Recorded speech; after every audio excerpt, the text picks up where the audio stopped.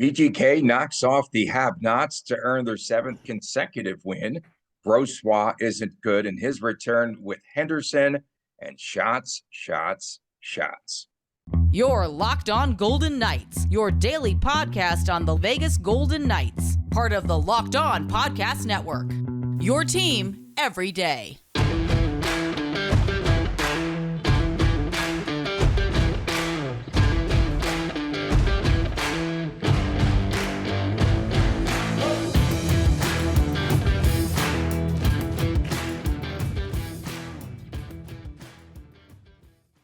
Hi again, everyone. Tony Cardasco and Chris Gall. Why that look? And Chris Golick from Las Vegas. You could find us on Twitter at LockedOnVGK, at Tony Dasco, at TD Chris G. And also you could find us on YouTube. Please subscribe to our YouTube channel. It is Locked On VGK. So, Chris, the big story coming out of the Golden Knights 6-4 victory in Montreal on Saturday was that luckily for VGK, Alex Pietrangelo escapes without a major injury, a serious injury in that game, as Josh Anderson called for a dangerous boarding penalty and then also ejected from the game. And then on Sunday, he was suspended by player safety. And I just wanted to get your opinion. 2 games, do you think that the suspension should have been more severe? So, hey, there you go. Now we can see you now. You were underwater for a second, so good job coming up for air. No, so if you watch that hit, folks, first of all, dangerous hit, bad hits. Unfortunate that it happened. Now, let's take a deeper dive into this. The response was warranted. He got the crap knocked out of him afterwards. Call it what it is, and rightfully so. But Pietrangelo was skating straight up, and then Pietrangelo, for being in the league as long as he has, kind of made a bit of a mistake as well by stopping and turning the way he did. The player from Montreal was already in the process of starting his hits, and what ensued was unfortunately a dangerous hit, which is why I think it was just 2 games. I'm unaware of his history, but I'm assuming if there was a recent history of hits like that, it would have been a longer suspension. But 2 games is the right amount of games. It was a bad hit. It was a dirty hit. He was coming in to friggin' label Pietrangelo. Call it what it is. You can tell by the way he came in. Petro just turned like a beer league player at the last second, though, which 9 times out of 10, they skate right by you at that level, but not at the NHL level, unfortunately. Yeah, and again, there was one angle that looked really bad, the one from behind the VGK bench. The other side, that camera didn't look as severe. And what happened after that were penalties on VGK. And actually, that hit, it benefited Montreal, at least, as far as the penalty box. Yeah, that was weird. Was concerned. So VGK had more penalty minutes at that juncture. But, yeah, you definitely want to look out for player safety. What about the response of the bench and the Golden Knights and 3 players jumping in right then? Yeah, I mean, that definitely shows that the team is they're all on the same page right now. They're out for each other. There is a good culture. They are supporting each other. And, it's unfortunate that you see it, but I mean, it's like the brawl in mid-June in a baseball game for a team that's sub 500. One of their players gets beamed, the bench is clear, a melee ensues, and the team gets hot after that. And that's another thing that does show that the team is supporting each other. They're out there for one another. And not that we question VGK, not that we question the VGK was or wasn't, together helping each other, but it's good to see, for lack of a better term. I mean, if the bench could have, it would have absolutely cleared. They would have absolutely emptied the bench on that and gone after that guy for that hit. You saw Marchie come in. You saw Petro had his gloves off right away and was taking punches. I'm surprised Petro only walked away with 2 minutes and all of that. But definitely the odd circumstance where you have a major penalty and yet your team is on the PK for a little bit. Unfortunate that it worked out like that, but the right response. And it's wasn't the prettiest of victories, but it was a victory. Something's going on with my camera today. I look like the guy with kaleidoscope eyes. It's aliens, like Mike McKenna, about how he tweeted about how that crazy goal went in on Logan Thompson the other night. One of the things was aliens and bad ice and all that. Right now, Tony's got bad ice and aliens at the same time. Yeah, there's some. It's heavy ice, and It's heavy this ice. is It's really heavy ice. bizarre. But in any event, It's probably going to this help our view. It's going to help the ratings, Tony. Your head looks smaller. absolutely, absolutely. This is. I wanted the screen to go like and look like this blurry during shots in our third segment, but occurred a little bit a little bit earlier. We'll get through it. We'll get through it. We'll get through it. We got the audio cooking. Hey, outside of I don't know what's going on here. Ever since that TMZ deal, I don't know what's going on. But in any event, outside of Montreal's top line, not much help for the Canadiens. We knew that they were, that top line was gelling for Montreal. Nick Suzuki had two goals. Cole Caulfield, a goal and an assist. Kirby Dach, 3 assists in the game against the Golden Knights. And VGK gave up that 3-on-1, which is a little bit concerning in the contest where Suzuki scored the goal.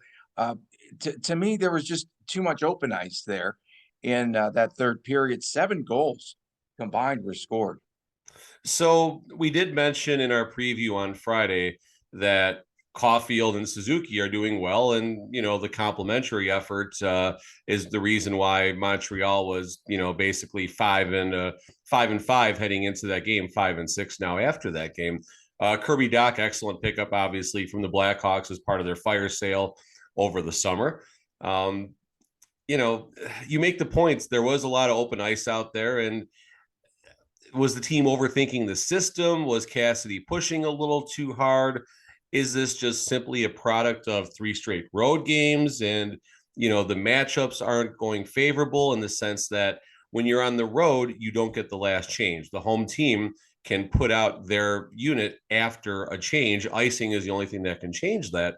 So maybe this is simply a product of matchups going a little more unfavorable for the VGK. And if that's the case, fine, so be it. That's part of the game. And as time goes on, I think that is something that will be improved. But on this road trip, there has been a lot of room across the neutral zone for the opponents. And, going into Toronto tomorrow evening, Toronto is a very quick team. They can rush the puck up ice just as fast as the VGK. So they better have an answer, or, Toronto is the type of team as up and down as they've been for, the last decade, it seems like, but definitely the last couple of seasons, as up and down as they have been. They can really punish a team like the Vegas Golden Knights fast if VGK isn't ready for those breakouts and those long stretch passes. In the game, a couple of goals for Riley Smith. Nick Hague starts the game off. I thought it was perhaps his best game since he returned, obviously late due to the contractual agreement that he got signed late. Again, the extension and the Hager bomb early. VGK had 2 power play goals in the game, which was positive. Marcia saw his 6th goal on that power play. The pass from Eichel was so crisp. And you even saw Marcia go, wow, great pass. And then he just got it cross ice. But just back to Hague. Also, he got the assist on the Kolasar. Kolasar scored a goal on the Kolasar goal in front.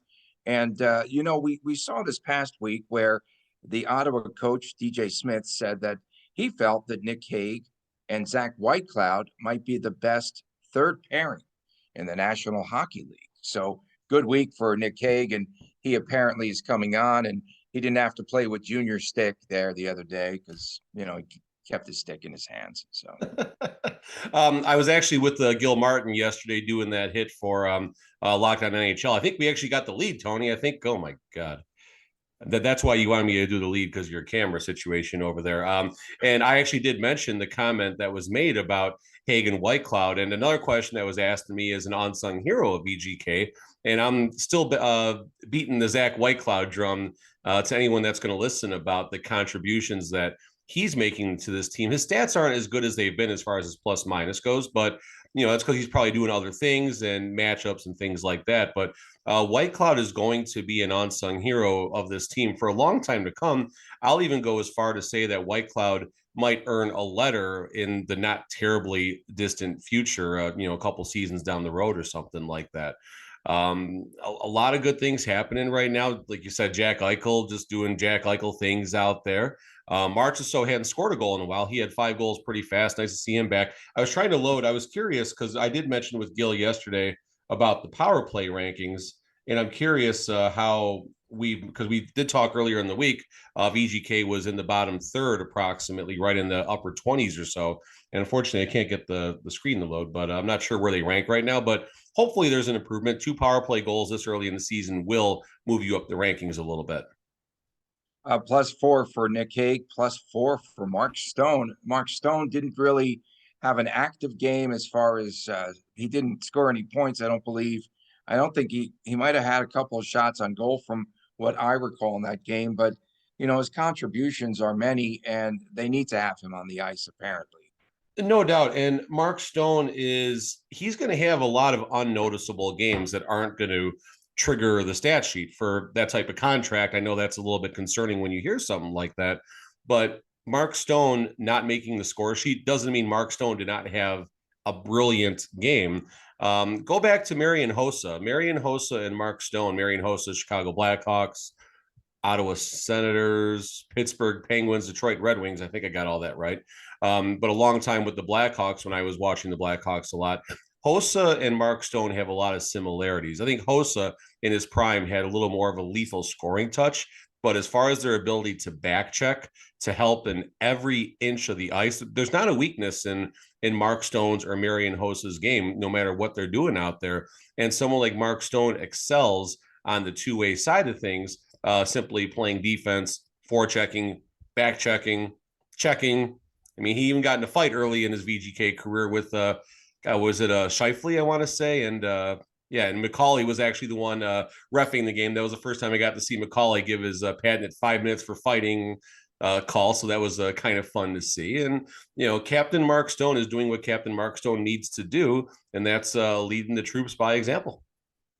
Coming up next, Laurent Brossoit started for Henderson on Saturday on loan from VGK for conditioning. We're going to tell you how he fared not well when we return right here on Locked On Golden Knights. BetOnline.net is your number one source for betting football and the start of the new basketball season. Find all the latest player developments, all the team matchups, the news, the podcast, and in-depth analysis on each and every game. And as always, BetOnline remains your continued source for all your sports wagering information with live betting and up-to-the-minute scores for every sport that is out there. The fastest and the easiest way to check out all of your favorite games and events, including NHL, Major League Baseball's done. Cross that out. MMA, boxing, and golf. Head to the website today or use your mobile device to learn a lot more. BetOnline, where the game starts. Welcome back from Las Vegas. Tony Cardasco and Chris Golick. I'm not foggy anymore. Okay, it's pretty good. I was in the sun field, like Charlie Brown, right? Welcome back again. You can subscribe to our YouTube channel, Locked On VGK.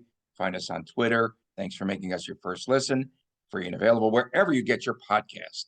That was really bizarre, right? VGK 13th ranked power play right now, by the way, 13th. So they went up about 8 or 9 spots from our last time we talked about that. When does that air with Gil Martin? Next couple of days? Gil said it's going to be up around noon or so Vegas time. Oh, today. So okay, great. He'll tag me and I'll pass it along once it comes through. Absolutely. And I know you made us look really, really good. Yeah, I mean, the fact that my camera wasn't blurry, that was a good start.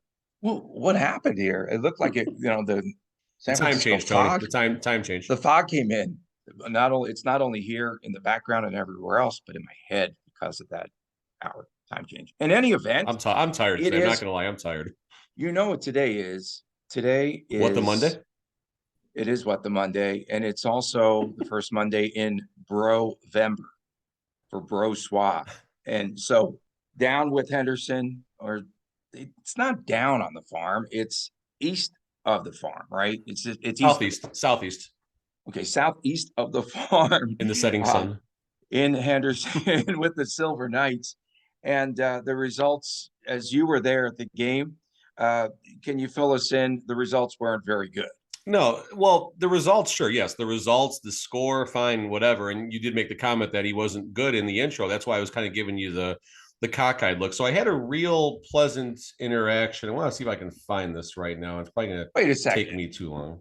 Wait a second. He gave up 5 goals on how many shots? He gave up 5 goals on 26 shots, Tony.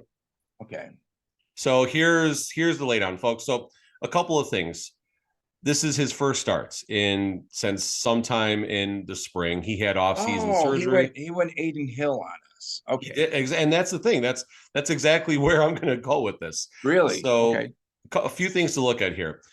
First start since sometime in the early spring, February, whatever the date was. I don't even know off the top of my head, but first start in quite some time. Off-season surgery, no training camp, just right to practice, and boom, here you go. Go play some professional hockey, not an AHL, but AHL is still some pretty good hockey, folks. There was only one way to grade this performance. I'll get into the goals in a second here, but there's only one way to grade this performance: pass or fail. The only way you can fail in your first conditioning starts is if you don't finish the game, or if you leave the game due to some type of injury or have some type of setback. Simply by finishing the game was the first start of his rehab process. He gets a pass. I don't care what the score was. I don't care how the goals were. I'm going to talk about that in a minute here. I don't care about anything besides the fact that he started the game and he finished the game.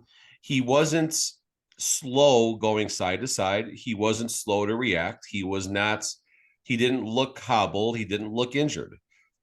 I will certainly concede the fact that when I was watching and this is honest, folks, when I was watching the pregame warm-ups and the players taking the shots, I actually opened up my sports betting app. I saw the over-under was 5.5 on the game. I smashed it. I smashed the over instantly because his reaction was not that great during warm-ups, 100%. And if you were to ask him, he'd probably say the same thing. And I'll be at the game on Tuesday. Maybe I will get a word with him because I'll be doing the media thing tomorrow with the Silver Knights. Now, let's talk about the goals that were given up. There was one goal that you could say he wanted back.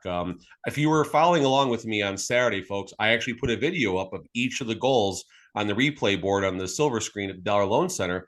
I put the replay up of each of the goals that he gave up. There was one goal that was right off a faceoff where he lost sight of it, got a little bit of a screen, but that's the one that the announcer would say they want back.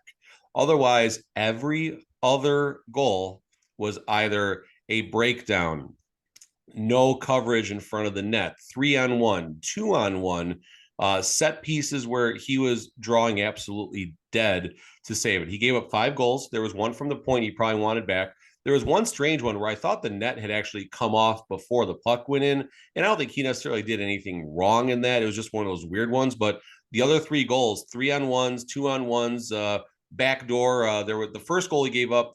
There was a give and go from the defenseman to the wing where our forward didn't chase the defenseman in, and just a wide open backdoor type of goal.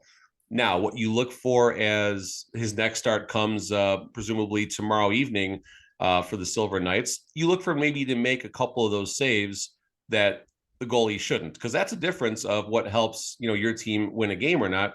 Your goalie needs to make all the saves they're supposed to, and a couple of the saves they're not supposed to.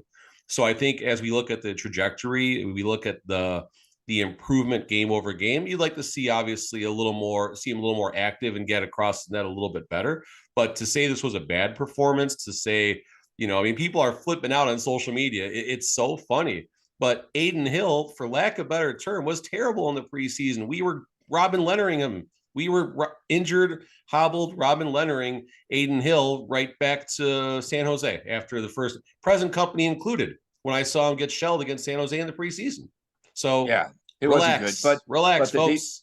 But the defense in front of him again was not as good either in the 2-8 Silver Knights defense in front of him. Man, the 2-8. I don't know what's going on. I thought that they were destined for the Calder Cup.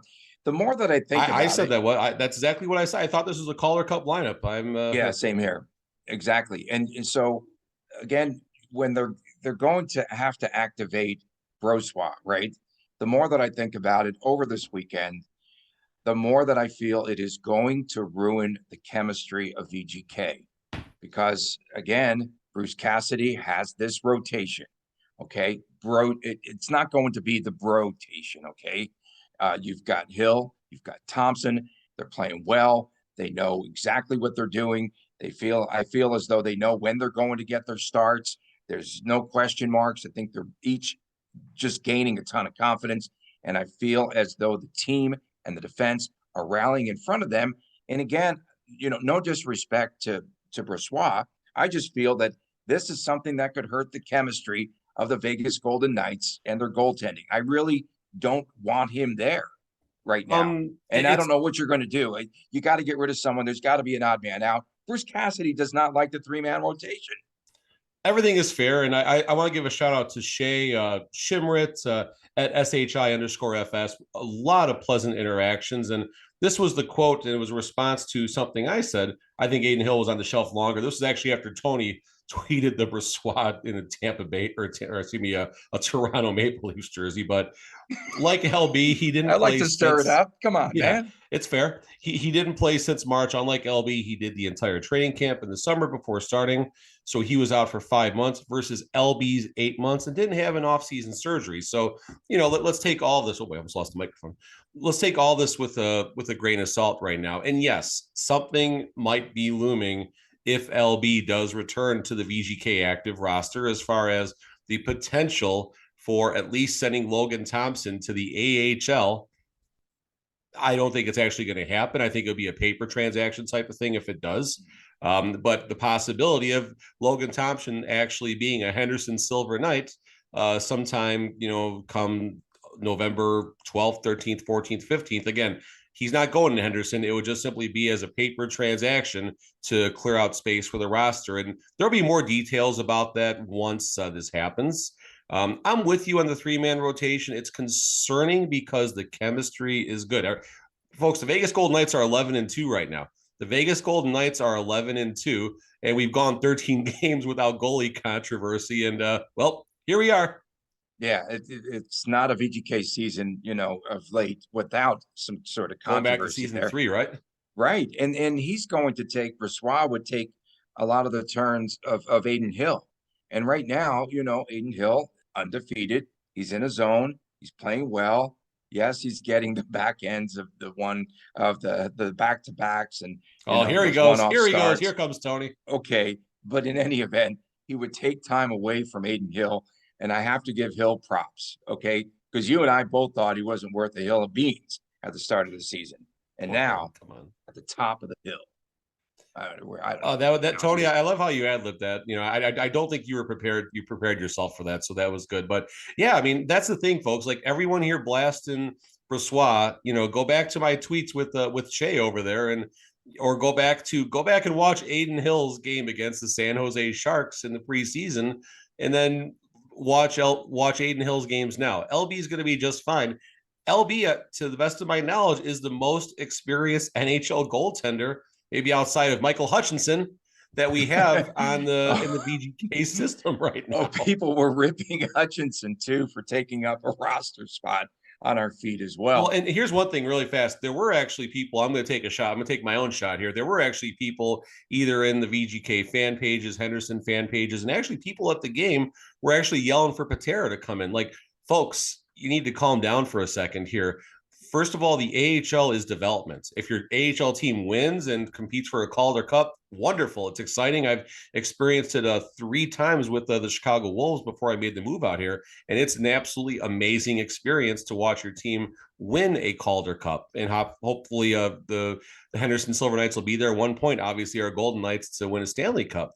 But the point of the AHL team is to develop. It's to help injured and hobbled players get back to speed. And, things are working well at the NHL level right now. We do have some good AHL prospects. Paul Cotter made an early push with the team. Zach Whitecloud was a Chicago Wolf for a while, as was Nick Hague and stuff like that. So, these players, we are developing players through the pipeline now, which is something that we haven't been able to say up until really the last 2 or 3 seasons. So, the AHL is doing what the AHL needs to do as far as getting these players ready for the NHL level. People yelling for Patera to come in and stuff like that. Just, I get it. You want to win. And I want to see the Silver Knights win when me and my kid are there, because he is more fun when they win and stuff like that. But the job is to develop. And if the Silver Knights finish dead last in the Pacific and the Golden Knights make a Stanley Cup run, the Silver Knights had a good season. What I really enjoyed most about your tweet game on Saturday was tweeting out the penalty minutes. That was my type of game. Let me hear. Was Lowen involved in another fight? Lowen. So Lowen lost it. Lowen absolutely destroyed someone in the far corner, and I didn't catch the start of this, unfortunately. But Lowen destroyed somebody. He just friggin' leveled somebody. Where's the recap? I think that's it right That's there. awesome. Logan, yeah, here it comes. Lowen friggin' destroy. Oh, this is going to take a calculator and an Excel sheet to get all this. He destroys someone, and I think the person that he hit took a cheap shot on him. Lowen lost it. Lowen went after him. He fought him. He got him pretty good a few times, but then Lowen wanted to keep going. And when Lowen loses it, he does have. I'll be careful how I put this. Lowen did receive a suspension in his career 1 or 2 seasons ago, I believe, on one of the last games with the Silver Knights due to something unfortunate that was said to him, and he took liberties, and understandably so. But when he loses his temper, you want to be somewhere else. And Lowen did fight, but he got an additional 10-minute. And then Lowen didn't take too much longer in the third, I believe, to be ejected from the game. So let's see if I can. Let's see, is it 2 columns, just 1 column? 2, 4, 6, 8, 10, 15. So if 20. you were to give Brossoit a grade from 1 to 5, where would it be? Coming off of the hip surgery, we know hasn't played since last winter. What would his grade be, 1 through 5? 5 being exceptional. 112. No, that was number of penalty minutes, Tony, in the game. 112 there was minutes. 112 penalty minutes. 112 penalty minutes. I love those types of games. So, Tony, am I grading him simply on? I wonder if there. Go ahead. I wonder if there were more penalty minutes than there were fouls called in the game that I went to there at the Dollar Loan Center with the Vegas Ignite of the G League. What's this one free throw equals 2 points stuff, Tony? Oh boy, here we go. Okay, so off the rail segment 2, folks. I'm sorry. Yeah, of course, as always. This is great. So in the G League, they have the dumbest rule in the world. If you get fouled, you drive it to the basket, you go to the free throw line, you shoot 1 free throw for 2 points. If you get fouled behind the arc, you get 1 free throw for 3 points. And these knuckleheads couldn't make the 1 free throw. But isn't the G League supposed to be like a developmental league too, where you teach them how to make their free throws, how to make the free throws under pressure? There would have been 200 free throws in that game the other night at the Dollar Loan Center. If I had to guess, and I'll get back to our hockey segment in a second here, but if I had to guess, like the NBA, they use some of their other leagues to experiment, to see what the reaction is and see how it is. And it seems like this is something the NBA might learn sooner than later, isn't the path. But so Tony, back to Brossoit. What am I grading him? What specifically is it? Just 1 through 5 overall performance, effort, being Brossoit, Brovember, everything. Okay, if it's not pass fail, I'll give him a 3, because sure, you would like to see him make a couple of those saves he shouldn't, but it's not a fair curve right now. The fact that he took the ice, the fact that he got out there and got through the game, he passed his first test, and that's it. That's it for me. And I'm assuming that's all that mattered for Coach Viveros, for Coach Cassidy, for McCrimmon, for the GM of the Silver Knights. I'm sure the only thing that matters is that he got out there, he finished the game. To the best of our knowledge, he came out healthy. I should see him tomorrow morning at practice at the lifeguard, and then we'll give a report on the game tomorrow night. I'll be tweeting just as I did for the Vegas Golden Knights. I'll give a good in-depth about the fan interaction and engagement and show the goals that are scored, and we'll talk about that more tomorrow, though. Okay, so I was out covering Formula One on the Strip on Saturday. Had to be fun. Day. It was tremendous. You said I don't like to have fun. You should have seen me raging at the Killers concert. That's another story for another time. But another media member had asked me, Chris, and I said that I would pose the question to you, and I hate to bring this up, but out to the early slow start for the Henderson Silver Knights, is Coach Manny's job in jeopardy? I actually did think about that myself, Tony. I actually wondered, and this is where, if I do get an opportunity to pose a question to Coach Viveros, either at practice or at at the game tomorrow night, a question I want to ask is, what is the responsibility for the Silver Knights to the Golden Knights? Meaning, results matter. Let's not kid ourselves. Results matter, but what percentage of, and I'll find a better way to frame this, but what percentage of results versus getting players on the ice and development, how does all that chemistry work on the grand scale of things?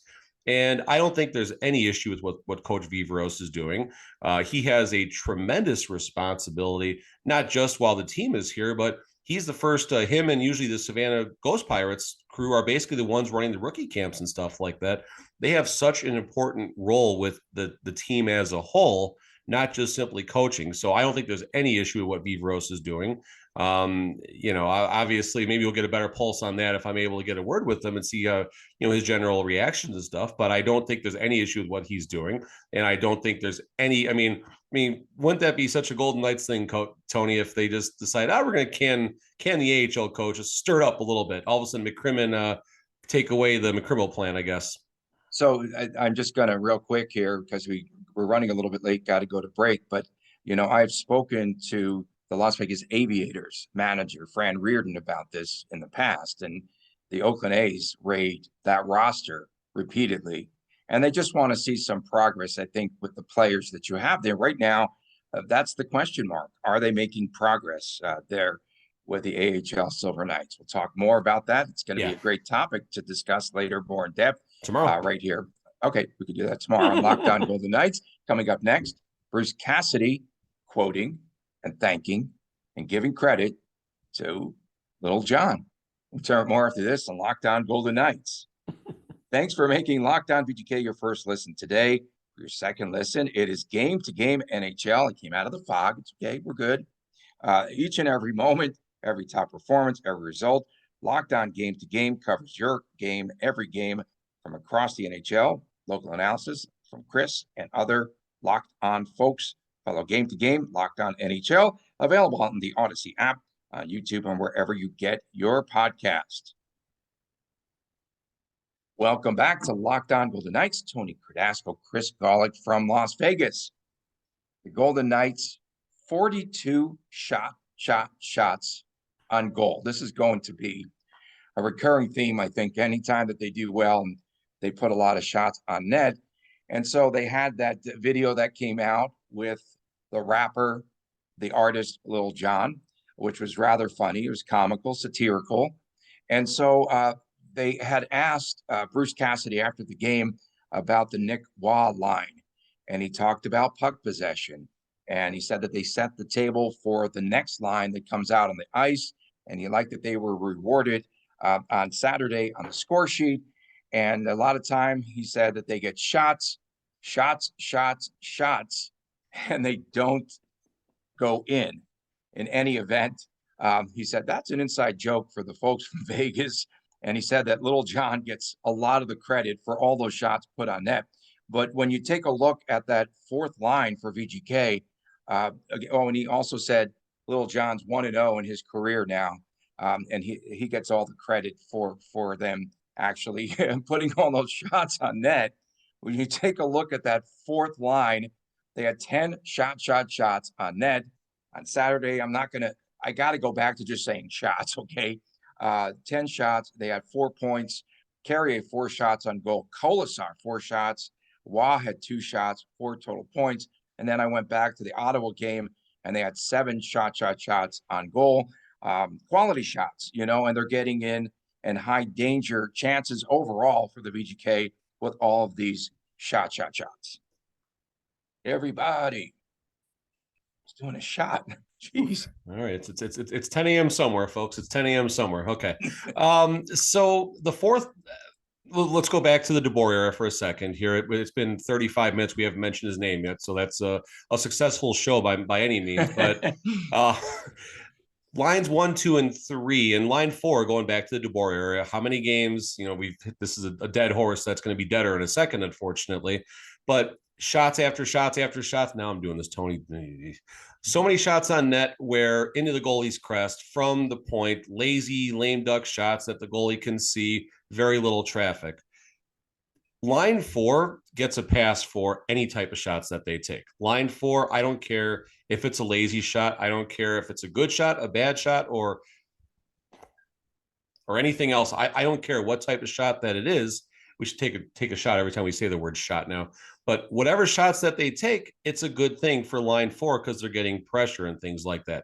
You want the creativity and the high danger chances more to be generated from 1, 2, and 3. If line 4 can generate those chances, great. But folks, line 4 is scoring right now. Line 4 is scoring. Colasar, goal and assist, I believe, against Montreal. Not his only offensive output. Will Carrier, he's driving to the net, creating havoc out there. Nick Waugh is doing what Nick Waugh needs to do right now. And line 4, if there's one line that deserves zero, and not that any of our lines really get any criticism right now, but line 4, no criticism whatsoever. They're doing absolutely wonderful. And the things that Pete DeBoer, let's take a shot every time we say his name, be wasted by segment 3. But line 4, there was so much to be made about them last season coming out of camp, and then unfortunately all the injuries and such. Now we're getting to see what Pete DeBoer's this was Pete DeBoer's line 4, right? This was Pete DeBoer's line 4. He was the one that really wanted to see Waugh, Carrier, and Colasar together, and Cassidy is reaping the rewards of that right now. It was the Hague shot. Was that a shot pass or a regular shot? I get confused. We saw Hague, and he put the puck on net, and then the deflection was supreme by Keegan Colasar. You got to give him credit for the deflection as he put it in, off of his stick. We dog Colasar. We have fun with good. Colasar, but Colasar is a fantastic line 4 player who is going to whether it's VGK, he might be the type of player that plays this season. He could have like a 8, 10, 12 year type career where it's with 6 or 7 teams, but that doesn't mean he's not doing the right things. You look at Belmar, Matt Carpenter, former VGK, I think he's been with Chicago since then, if I'm not mistaken. Chicago, yeah. Tomas Nosek, still with Boston now, I believe. Mm-hmm. And, he's going to have that type of career, I think. And if he could spend most of his productive years with the VGK, all the better. Yeah, he's going to have to learn how to drop his mitts, though. No, keep him on. He should keep him on. That he's safer that way. He's safer that way. He does throw that uppercut, though. I've got to give him credit there. He's still milking that cow, though, Tony. He's got to get a new move. I can't wait for you to get back there to T-Mobile when the team returns here later this week. I should be there next Tuesday and Thursday if all goes well. I should be there both games next week. Yeah, I can't wait till you get back there with the Colasar fans. They're going to rip you, so be ready. I saw that guy I actually saw him at the last game we were at, and he wasn't sitting by us, so I was like doing one of these walking by. I'm like, I don't want to talk to this guy. That's awesome. The next stop for VGK, Toronto tomorrow night. That is a team, the Maple Leafs, that has beaten the Bruins, and yesterday they beat the Canes back-to-back on the road. That's going to be a fun game coming up here. Tomorrow night we'll have the preview and much, much more. Happy Brovember. Shots, all that. Okay, that was my cue. Hold on. There you go. That was my cue. There you go. I'll do better. Have a good one. For my man, Chris Golick, I'm Tony Cardasco from Las Vegas. Thanks for making us your first listen every day. We appreciate you tuning in wherever you're at. You can find our podcast. It's free and available wherever you listen to podcasts. And also, please make sure to subscribe to our YouTube channel at Locked On VGK. It's Marv, Tony Cardasco, and Chris Golick from Las Vegas. We'll see you again tomorrow right here on Locked On Golden Knights.